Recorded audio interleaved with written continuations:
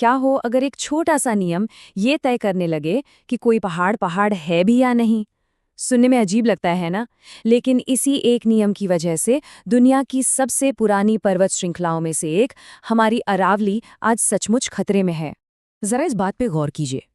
इंसान कहलाने के लिए कद 6 फीट होना चाहिए। मतलब कितना बेतुका है ये।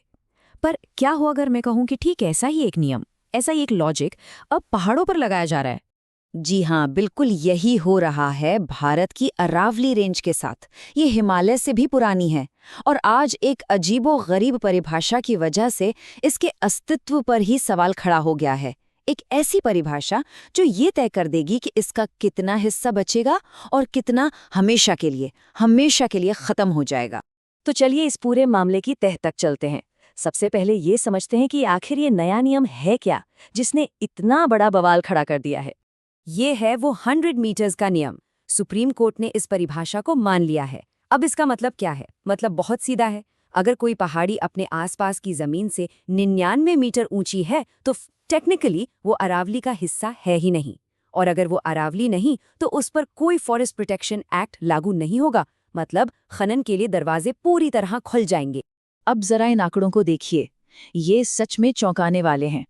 पूरी अरावली रेंज की सिर्फ 8.7% पहाड़ियां ही 100 मीटर से ऊंची हैं।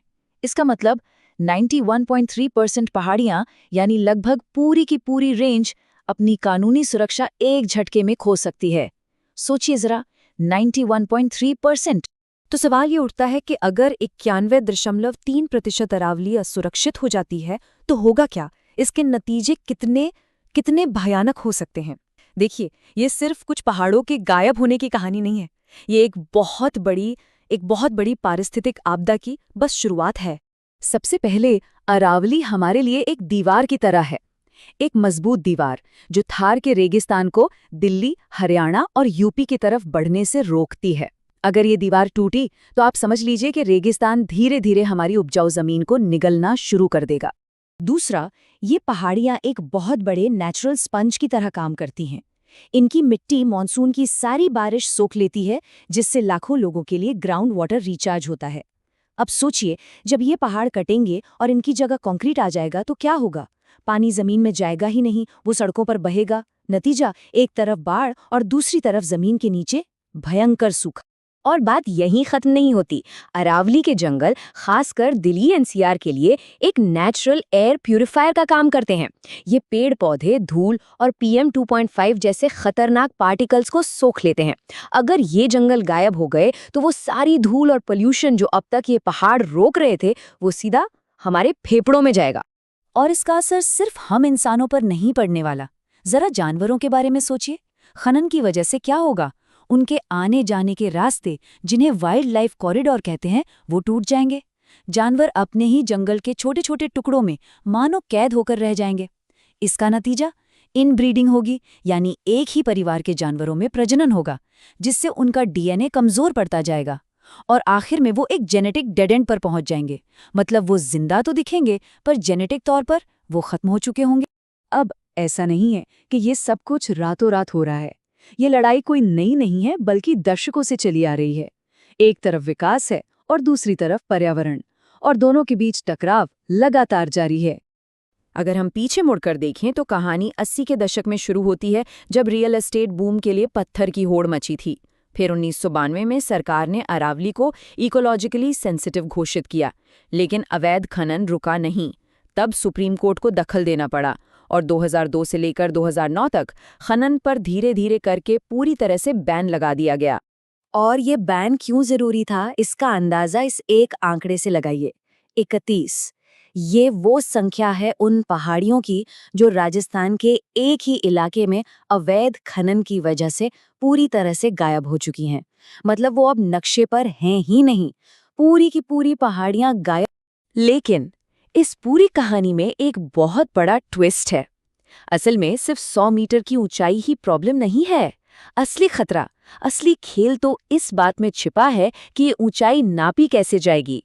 और यहीं पर एक ऐसा टेक्निकल लूपहोल है जिसे समझना बेहद जरूरी है। देखिए, पूरी दुनिया में किसी भी पहाड़ की ऊंचाई एक फिक्स्ड पॉइंट से नापी जाती है, जिसे कहते हैं मीन सी लेवल यानी समुद्र तल। ये कभी नहीं बदलता। लेकिन इस नए नियम में क्या है? इसमें लिखा है आसपास की जमीन से ऊंचाई। अब ये आसपास की जमीन क्या है? इसकी कोई परिभाषा नहीं है। ये एक अस्पष्ट शब्द है और यहीं से सारा खेल शुरू होता है। इस लूप होल का गलत इस्तेमाल कैसे हो सकता है, जरा ये समझिए। मान लीजिए एक पहाड़ी है जो 103 मीटर ऊंची है। नियम के हिसाब से वो सुरक्षित है। अब कोई क्या करे? रातों रात उसके बेस पर 5 मीटर मलबा डाल दे। तो अब क्या हुआ? आसपास की जमीन 5 मीटर ऊंची हो गई और वो 103 मीटर की पहाड़ी अब कागजों पर सिर्फ 98 मीटर की रह गई। और बस हो गया काम, वो कानूनी सुरक्षा के दायरे से बाहर। तो ये तो हुई लूप होल की बात। अब आते हैं आज की स्थिति पर।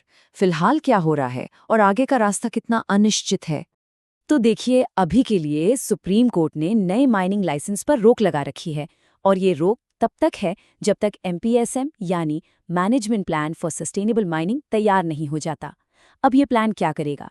ये अरावली की मैपिंग करेगा और तय करेगा कि कहाँ माइनिंग हो सकती है और कहाँ नहीं।